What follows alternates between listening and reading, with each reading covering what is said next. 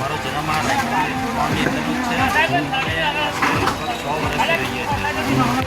અમને આજથી થોડા સમય પહેલાં નોટિસ આપવામાં આવી હતી 7 દિવસની. જે 7 દિવસનો ટાઈમ પીરિયડ આપવા છતાં કોર્ટમાં બોલાયા હતા. અમે કોર્ટમાં રેડ કરી, કોર્ટની અંદર મુદત પડી, એમાં 2 થી 3 મુદતો થઈ અને આ છેલ્લી જે મુદત હતી એ 14/7ની મુદત હતી. એ 14/7ની મુદત પછી જ્યારે કોર્ટમાં ગયા ત્યારે અમને 8મા મહિનાની 8 તારીખ આપવામાં આવી છે.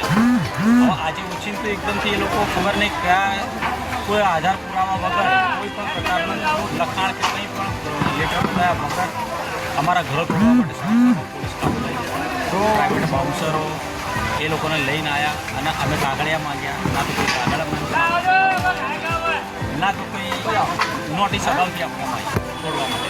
અને આ રીતે ઓચિંતા મુદત ચાલુ હોવા છતાં મકાનો તોડી નાખ્યા છે.